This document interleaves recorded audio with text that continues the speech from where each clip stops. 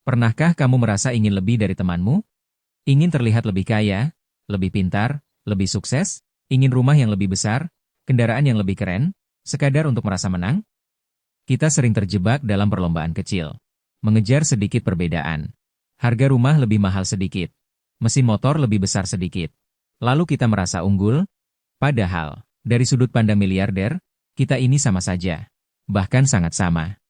Coba bayangkan, kamu benar-benar bisa membeli Harley Davidson. Motor yang memang berbeda kelas. Tapi jika kamu sudah sampai titik itu, apakah kamu masih bersaing dengan temanmu yang dulu? Teman yang kamu ingin kalahkan hari ini, mungkin bahkan sudah tak ada dalam lingkaran hidupmu lagi. Jadi untuk apa semua ini? Untuk apa merasa besar hanya karena lebih sedikit?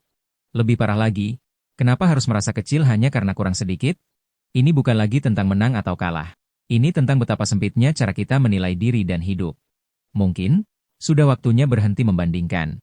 Berhenti bersaing. Berhenti merasa besar atau merasa kecil hanya karena sedikit perbedaan yang kita besar-besarkan. Lihatlah di sana pada miliarder. Di mata mereka perlombaan kecil kita tidak ada artinya. Kendaraan juara kita sama saja dengan kendaraan teman yang kita rasa di bawah kita. Rumah istana kita dan rumah teman kita hanya beberapa petak yang bahkan tidak bisa dibedakan. Dan jauh melampaui itu bayangkan apa artinya perlombaan kecil kita ini di mata Sang Pencipta yang Maha Besar? Apakah ada artinya? Mungkin sudah saatnya memulai cara hidup yang sesuai dengan prinsip kebahagiaan, kebijaksanaan, dan kesederhanaan. Di sanalah tempat kita bisa mensyukuri hidup. Menikmati hari-hari. Mengasihi sesama, bukan mengungguli mereka. Tempat di mana kita tidak lagi merasa harus mengalahkan dan tidak lagi takut dikalahkan karena tidak ada lagi arena untuk itu. Dan kalau boleh jujur, video ini aku buat juga karena aku sedang kesal pada diriku sendiri.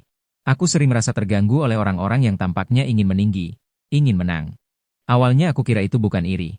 Tapi faktanya, jika aku terganggu, berarti aku juga masih ikut dalam kompetisi konyol itu. Padahal, aku pernah berada di titik di mana semua yang mereka banggakan itu tidak berarti apa-apa.